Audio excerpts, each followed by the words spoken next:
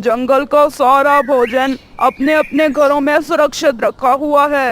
अरे सरदार, हम कैसे कब्जा करेंगे जंगल पे? और फिर सभी उल्लू मिलकर प्लान बनाते हैं और फिर जंगल की ओर निकल पड़ते हैं। दूसरे ओर जंगल में रहने वाली रानो चिड़िया बारिश के मौसम में जंगल में चाय और पकोड़े बेच रही थी। सभी पक्षी उसके पास आ रहे थे उससे पकोड़े खाने के लिए। उसके पकोड़े और चाय बहुत ज्यादा ही मजे के थे। जब उल्लू ज्यादा करीब आ गए तो उल्लुओं को भी रानो चिड़िया के पकोड़ों की खुशबू आने लगी। सभी उल्लू मिलके रानो के ढाबे पर आ जाते हैं और रानो चिड़िया के बनाए हुए सारे पकोड़े ही खा जाते हैं। उसके बाद रानो चिड़िया उनसे कहती है, अरे आप लोगों ने मेरे सारे के सारे पकोड़े ही खा लिए और आपने मुझे अभी तक पैसे भी नहीं दिए। उल्लुओं जी, मुझे पैसे तो दो ना, मैंने इतनी मेहनत जो की है पकोड़े बनाने में। ये सुनकर तो सरदार पक्षियों को निकालने लगते हैं। सभी पक्षियों को अपने अपने घरों से वे उल्लू निकाल देते हैं। सरदार उल्लू एक जगह पर सब पक्षियों को इकट्ठा करता है। अरे पक्षियों, सुन लो मेरी बात। जो मेरी गुलामी करेगा वह जिंदा रहेगा, बाकी सभी मार दिए जाएंगे। कोई दूसरा पक्षी बोले इससे पहले ही मैं उस पक्षी की जबान काट दूंगा। मेरे सामने नहीं बोल सकता कोई।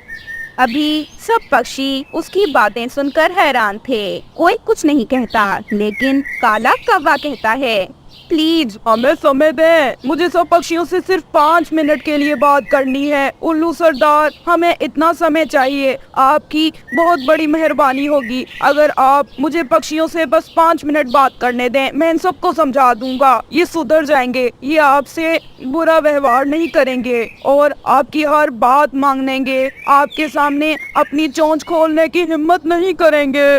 ठीक है, कर लो बात। ऐसे कौवा वहाँ से सब पक्षियों को साइड में लेकर आता है और सभी से कहता है, अरे अब कल से काम लेना पक्षियों। सुबह में हम मिलकर इन उल्लुओं को मार डालेंगे। हम उपाय निकालते हैं कोई, परंतु तब तक आप चुप रहना, कोई पक्षी कुछ न कहे। अगर अभी आपने कुछ कहा तो बात बिगड़ जाएगी और हमें बात नहीं बिगाड़नी। हमें अपने मसले का हल करवाना है और अगर आप चाह रहे हो ना कि मसले का हल निकले और बात बिगड़े ना, तो चोंच को बंद रखना। मैं जैसा कहता हूँ वैसा ही करना। रानो चिड़िया भी कहने लगती है, उन्होंने मेरी मेहनत की कमाई से बनाई हुई दुकान चला दी, परंतु मैं सब्र करूंगी। कालू भाई हम सब में सबसे ज्यादा होशियार हैं, वो बिल्कुल ठीक कह रहे हैं। हमें सब्र से काम लेना चाहिए। अगर हमने ज्यादा जल्दबाजी की तो कौवे भाई जो कह रहे हैं ना वही होगा। ये हमें भी मार डालेंगे। हमें चुप रहना होगा और हमें अकल से काम लेना होगा।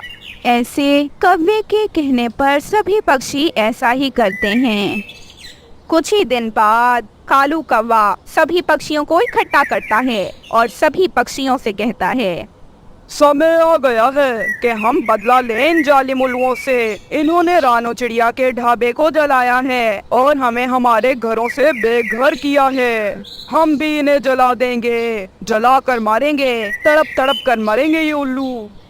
अरे नहीं कालू भाई, अभी वे गुफा में सो रहे हैं। हम बाहर से कोई बड़ा पत्थर रख देते हैं ताकि वे अंदर ही मर जाएं, क्योंकि अगर हम उन्हें जलाएंगे तो हम में और उनमें फर्क नहीं रहेगा। मैं नहीं चाहती कि हम उन्हें इस तरह से मारें। वो बुरे हैं परंतु हम तो बुरे नहीं कि हम उन्हें इतनी बेदर्दी से मार डालें। जालिम से बदला लेना गलत नहीं है, परंतु मुझे नहीं लगता कि हमें इन्हें जलाकर मारना चाहिए। और हाँ, अगर हम इन्हें जलाने की कोशिश करेंगे तो हो सकता है कि उल्लू हमें भी अपने साथ ही मार डालें। सभी को रानो की बात बिल्कुल ठीक लगती है। रानो बिल्कुल ठीक कह रही थी, इसीलिए सभी पक्षी उसकी बात में हामी भरते हैं। तोता कहता है, अरे मेरी बहन, तुम बहुत समझदार हो, तुम बिल्कुल ठीक कह रही हो। हमें यही चाहिए कि हम बाहर से बड़ा पत्थर रख दें ताकि वे अंदर ही मर जाएं। सब पक्षी मिलकर उस गुफा के करीब आते हैं जहाँ पर इस समय उल्लू सो रहे थे। सभी पक्षी मिलकर उस गुफा में एक बहुत बड़ा पत्थर रख देते हैं। उल्लू तो गुफा के अंदर थे ऐसे कई दिन तक भूखा प्यासा रहने के बाद उल्लू मर जाते हैं और पक्षी आजाद हो जाते हैं। अब सब पक्षी खुश थे। तो दोस्तों, कैसी लगी आपको हमारी ये कहानी? अगर आपको ये कहानी अच्छी लगी है तो हमारी वीडियो को लाइक कर दें और हमारे चैनल को सब्सक्राइब करना बिल्कुल ना भूलिएगा। आपका बहुत बहुत धन्यवाद। रानो चिड़िया बहुत गरीब चिड़िया थी। वह बहुत सालों से अपनी बेटी गुड़िया की शादी के लिए दहेज इकट्ठा कर रही थी। अब गुड़िया का रिश्ता आया था, जिस पर गुड़िया तो जरा भी खुश नहीं थी। अरे बेटा गुड़िया, आप कहाँ जा रही हो?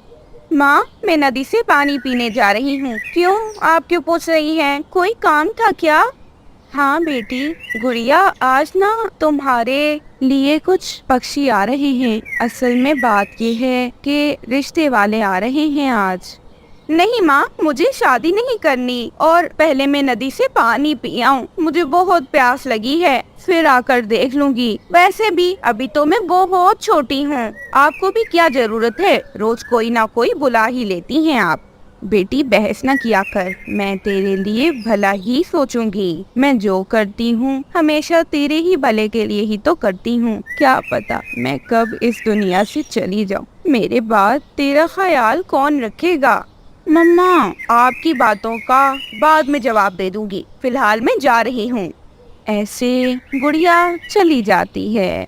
नदी पर उसकी सहेली लाडली उस चिड़े के साथ बैठी थी जिसे गुड़िया पसंद करती थी। उस चिड़े का नाम था मानो चिड़ा। तो फिर मम्मा मैं भूखा ही रहूंगा, मुझे ऑरेंज चाहिए। मैं खाऊंगा तो बस ऑरेंज ही खाऊंगा। किकी बेटा समझ जाओ, हर फल का कोई मौसम होता है और ऑरेंज तो सर्दियों का फल है, गर्मियों में ऑरेंज नहीं होते। पेट में बहुत दर्द है। गौरी का भी तो पेट दर्द से उछलने लगती है। जब मैं